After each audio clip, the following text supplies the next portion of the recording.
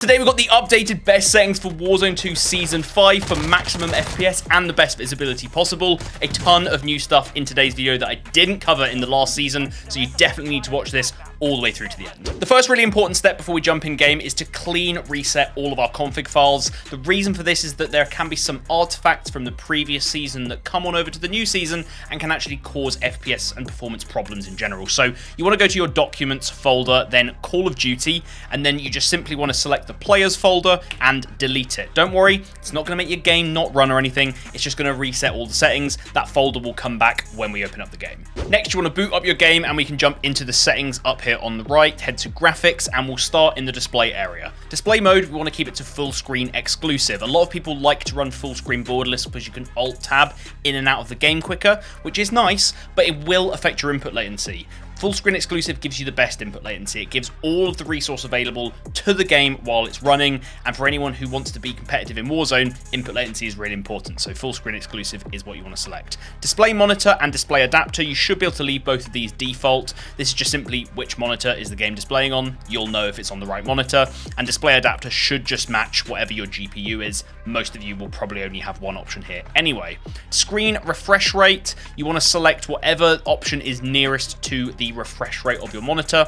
I have a 240 Hz monitor, so I select this one. Dynamic resolution you want to keep off. Aspect ratio you should be able to leave to automatic, which for most people will be 16:9 unless you are running a ultra wide monitor of some kind. VSync for gameplay and menus, keep them both off. I know they do help with the screen tearing issues you might have, especially on lower refresh rate monitors, but it really affects your input latency in a negative way, so off is definitely the best option for both of them. Then custom frame rate limit. Set this to custom, then click the drop down and set your gameplay custom frame rate limit to basically whatever frames you think you can reliably hit.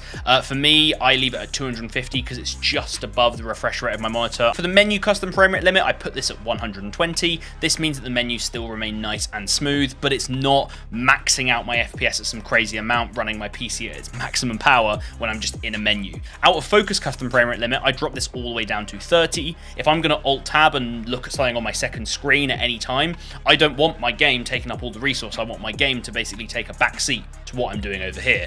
Eco mode, this is a new thing they added. I would just leave this off. Having this on basically does a similar thing to the custom frame rate limit we've set up here, so we don't need to worry about it. Restart shaders optimization, this is a really handy setting if you're having any weird stuttering when you load in game. You just come in here, you click this button, it will reinstall the shaders up here, and it can fix a lot of those issues, but if you haven't got any issues, you don't need to worry about this setting. Shader optimization is literally just an info page, so we don't really worry about that. Display gamma, you want to set this to 2.2 if you're on a PC monitor. If you're on a TV, however, you want to put this to 2.4. Brightness, by default, this will be at 50, and a lot of people will leave it at 50. I would recommend you ignore the guides up here and you put in a value of 55. This is just going to boost some of those dark areas without blowing out some of the really bright areas. Just makes the visibility overall a lot better in game. I always recommend this in every Call of Duty game. And then high dynamic range, you want to turn this to off. I don't care if you've got a HDR monitor. I know it can look nice, it can look really cinematic. That's all really good for a campaign, but in multiplayer, you're going to get much better overall visibility having HDR off. Before we move on to the quality tab, I'd just like to remind you that I make a new one of these videos every single season update and reloaded update. So if you want to be the first to see all of those videos, make sure you've subscribed down below. It only takes one click, it's really simple, and it helps me out a ton. And in the future, if you want to unsubscribe, it just takes another click. So go down and click that button now. Now onto the quality tab. Quality presets, this is going to change to custom when we start editing things anyway. Upscaling and sharpening, I've got two different options depending on what your system is like. If you've got a medium to high-end system, basically you run the game overall decently, you don't run into loads of problems, I'd recommend that you turn on Fidelity FX CAS sharpening and then put the sharpen strength to around 75. This is a good balance without it being too sharp. If you're on the other end of the spectrum though, and you're running maybe a lower end system and you're struggling for FPS and you're just trying to get little bits back, what you want to do is turn on AMD FSR 2.1, click on show more and change the preset to quality. What this is doing is it's actually downscaling your game to a lower resolution, which gains you FPS, and then it's artificially upsampling it to make it look as near to the original resolution you were at. So it shouldn't look too different. Two different options depending on what your setup is. Moving on to anti-aliasing, there's two options here. You've got a filmic and a non-filmic option. Basically, non-filmic option gives you better FPS overall by a couple of FPS or so, but for most people I'd recommend you do run the filmic option. Main reason being, and you can kind of see it in the example over here, the non-filmic option gives you this sort of grainy look on a lot of different textured surfaces. I just find the filmic one overall gets rid of a lot more jagged edges, makes the game look a ton cleaner, and you really do only lose a couple of FPS. Anti-aliasing quality is going to be the first of a couple of settings where I recommend you go one above the lowest value. So here it would be normal. The main reason being is normal looks considerably better than low, and the FPS difference is minimal, so it's just worth bringing it up from low to normal. For the video memory scale, I still see people putting this at 90, thinking that it's going to allow the game to have as much VRAM as possible and therefore run better. Actually, what tends to happen is having this at max is going to make your game stutter a lot more. It doesn't really have much effect on FPS, just stuttering. For me, to get the lowest stutters possible on a decent system, I actually put it at its lowest, which is 50. If you put it at 50 and you're having problems, then try bringing it up to 60 or 70. In general, though, I wouldn't go above there. Texture resolution, this is going to be the same as the anti-aliasing quality. Put it one above the lowest, just so we get some better looking textures and still getting the best FPS possible, so put that on low. Then texture filter anisotropic. Anisotropic filtering has little to no effect in pretty much any game on FPS, so keep it at its highest. It's going to make your game look as good as possible when you're looking at textures at weird angles, like the floor in the example over here. Nearby level of detail and distant level of detail, both of these you can happily drop to low. For some reason, low is the top option here and is the lowest option here. That's just typical Call of Duty, I guess. But putting these both to low, it's not going to have any effect on visibility of objects or anything. Don't worry about that. It just gives you a pretty free FPS boost with no change to the quality of objects, really. It's a weird setting. Just put them on low. Then, clutter draw distance. We can put this to short in here, but I'm going to show you a config file tweak a bit later on, which is going to allow us to go even shorter than the short option, which is going to gain us even more FPS. So make sure you stay tuned for that bit. Then, particle quality, put this to low, along with the particle quality level to very low. This is going to be all to do with how explosions and flares and things like that look. I will say, putting these both on their lowest options does make all of that look pretty bad in game, but they're both settings which have a big effect on FPS, so we just need to put them on low to gain as much FPS as possible. Bullet impacts, I leave this on. It has no effect on FPS. It's literally just a visual thing of, can you see bullet holes on walls or not? I think it's kind of cool to leave it on. Persistent damage layers, however, this is basically like bullet impacts, but for big explosions and the dark textured effects they leave on surfaces. This is something you definitely want to turn off, because this can have an effect on FPS, and it also can have an effect on visibility, because explosions going off, changing, discoloring things, not good for visibility whatsoever. Then, shader quality, really big one for FPS here. Make sure you've got this to the lowest setting. This used to have an effect on camos. If you had it on low, it would make all your camos look horrible, but they changed that, and so now you can happily run this on low, and it has no effect. Tessellation. You can leave this to near. I find this to be a good balance. Having this to off makes the game look really flat and kind of weird in certain scenarios. Putting this to all can have an effect on performance. Putting this to near is a really happy balance between the medium, pretty much no effect on FPS or performance, and you still get some of the more realistic looking textures on surfaces. Just makes the game look overall a bit nicer. On-demand texture streaming, definitely keep this off. We don't want to be using any of our bandwidth to be downloading textures while we're playing the game. We're also running pretty low textures, as we saw further up, so it's not an important setting for us. Keep that off. Streaming quality, keep this at normal. Turning this to low will affect how your textures look at range. It'll make them look considerably worse, and it pretty much doesn't affect FPS at all, so we can just leave it at normal. Volumetric quality, completely different story. Put this to the lowest you can go. It's all to do with these light rays and fog and clouds. It's a real FPS hog, so you need to put it on its lowest setting.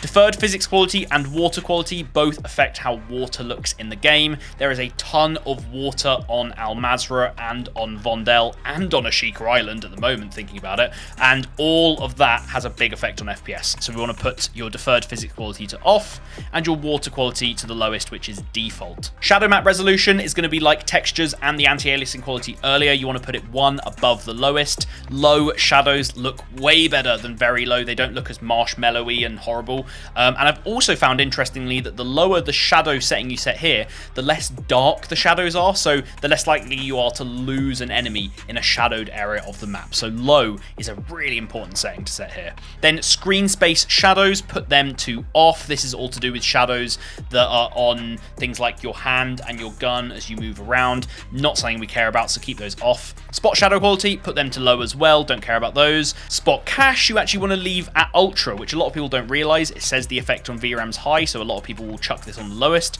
Having this at ultra will give you much less stuttering in game, because any time that a spotlight shadow needs to be rendered in, it'll likely already be stored in your cache because you've given the cache the maximum size possible. Really, really important for limiting the stuttering in game. Leave this at ultra. Particle lighting, put this to low, not something we care about. Ambient occlusion, definitely turn this off. It basically affects how the shadows look in these corners near where objects meet. You can see the areas are so dark in these corners over here and a lot brighter over here. So this is really helpful for visibility of enemies who are, sitting in corners and trying to catch you off guard. Turn your ambient occlusion off. It's much harder for them to hide from you. Lastly, for our quality settings, we've got the post-processing effects. You just want to make sure they're all off or zero. Things like film grain and depth of field and all these blurs, it's all cinematic post-processing to make the game look cooler. It's not doing us any favors for visibility and spotting enemies. Make sure they're all off. And moving on to the view tab, we've got our FOV. Really important you have this at least at 110. More ideally all the way up at 120. You die so quick in this game that if you die to someone who's just outside of your field of view because you had this turned down, you're just going to feel like an idiot. Turn this all the way up, get the maximum amount of visibility possible. It's going to help you out a ton. ADS, field of view, leave this at affected. If you turn it to independent, it's going to make you zoom in a ton when you right click or aim down sight using your controller. Turning it to affected is going to make sure you still stay nicely zoomed out. You still maintain as much information as possible so that when you're taking that one gunfight, you can see if another enemy comes into the battle on one of the edges of your screen. Weapon field of view is pretty much personal preference. Some people say it has an effect on how much you can see on your screen.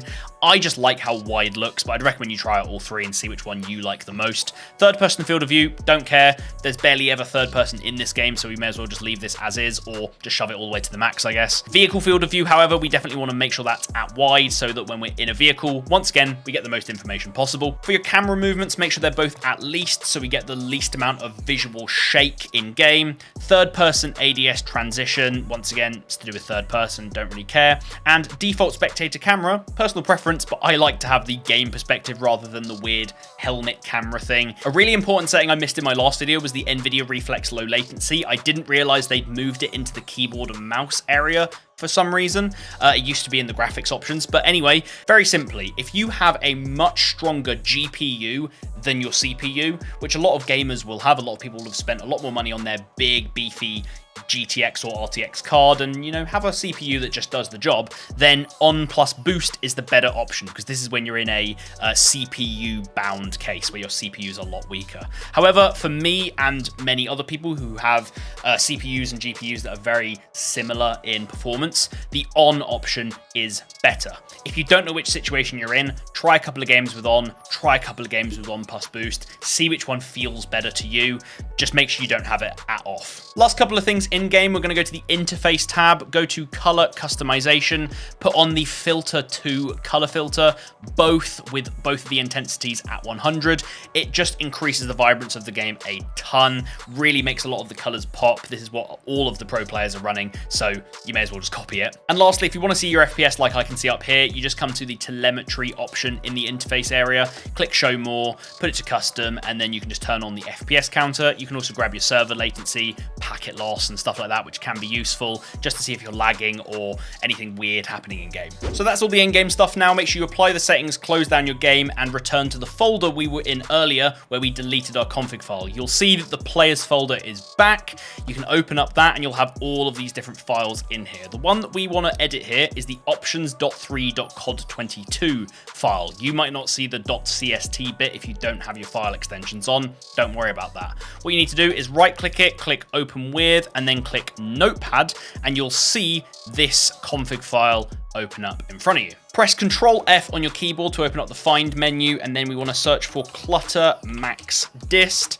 click find next, and we'll have the option here. So this is the setting earlier where I said we could set it to short in game, but we could set it even shorter in this config file. You'll see the option is set to 2500.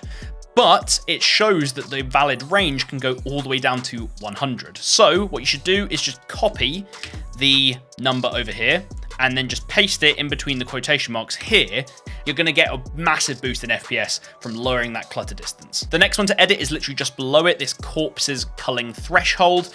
This is set to 0.85 by default, but we can bring it down to 0.5. So do a similar thing, copy the number over here, paste it in there, and we've set it to its lowest value again. Next, we'll do Control F again and search for Sun Shadow Cascade, and then click Find Next. By default, this is set to high 2 to 3 cascades. We want to change it to low 1 cascade. Same thing again, grab the entire string of text over here and paste it exactly back into the inverted commas. And the final setting in this config file, if you scroll all the way down to the bottom, one from the bottom, you will have renderer worker count. What we need to do is make sure that this number here matches the number of cores that your CPU has, not half the amount or the amount it has -1, as a load of people are saying. No, just set it to the exact number of cores, not threads, that your CPU has. If you want to find out the number of cores that your CPU has, you just need to click Control, Shift, Escape on your keyboard.